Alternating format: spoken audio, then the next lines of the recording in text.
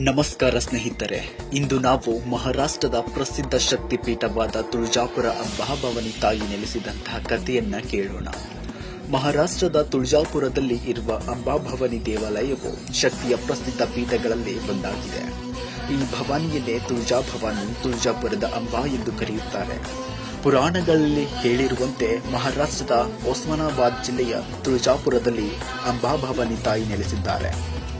ಈ ತಾಯಿಯ ಶಕ್ತಿಯ ಸ್ವರೂಪ ಒಂದು ಕಾಲದಲ್ಲಿ ಮಹಿಷಾಸುರ, ಭ್ರಕ್ತ ಬೀಜ, ಶುಂಭ ನಿಶುಂಭ, ಮಧು ಕೈಠವ ಮುಂತಾದ ರಾಕ್ಷಸರು ಲೋಕದ ಮೇಲೆ ಅಪಾರ ಹಿಂಸೆ ದೌರ್ಜನ್ಯ ಮಾಡುತ್ತಿದ್ದರು.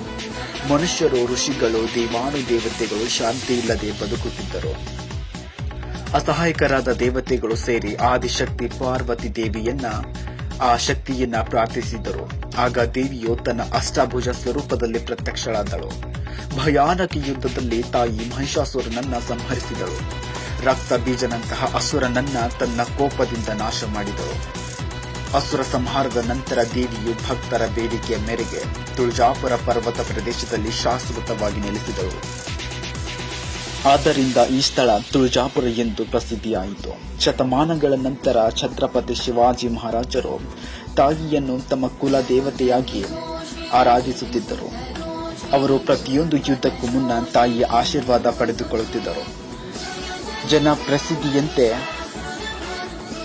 ಭವಾನಿ ತಾಯಿ ಸ್ವತಃ ಶಿವಾಜಿ ಮಹಾರಾಜರಿಗೆ ತನ್ನ ಹಸ್ತದಿಂದ ಭವಾನಿ ತಲವಾರ ಅಂದ್ರೆ ದೈವಿಕ ಖಡ್ಗ ಕೊಟ್ಟಳು ಎಂದು ಹೇಳಲಾಗುತ್ತದೆ. ಆ ತಲವಾರಿನ ಶಕ್ತಿಯಿಂದ ಶಿವಾಜಿ ಮಹಾರಾಜರು ಮೊಘಲ್ ಸೇನೆಗಳ ವಿರುದ್ಧ ಧೈರ್ಯದಿಂದ ಹೋರಾಡಿದರು. ಇಂದಿಗೂ ಲಕ್ಷಾಂತರ ಭಕ್ತರು ತುಳಜಾಪುರಕ್ಕೆ ಬಂದು ತಾಯಿಯ ದರ್ಶನ ಪಡೆದು ಮನೋಭಿಲಾಷೆಗಳನ್ನ ಪೂರೈಸಿಕೊಳ್ಳುತ್ತಾರೆ.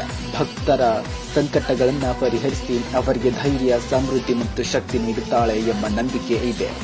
ಇಂದಿಗೂ ಕೂಡ ಅಂಬಾಭವಾನಿ ತಾಯಿ ಲಕ್ಷಾಂತರ ಭಕ್ತರ ಹೃದಯಗಳಲ್ಲಿ ಶಕ್ತಿ, ಧೈರ್ಯ ಮತ್ತು ಭಕ್ತಿ ತುಂಬಿಸುತ್ತಾಳೆ.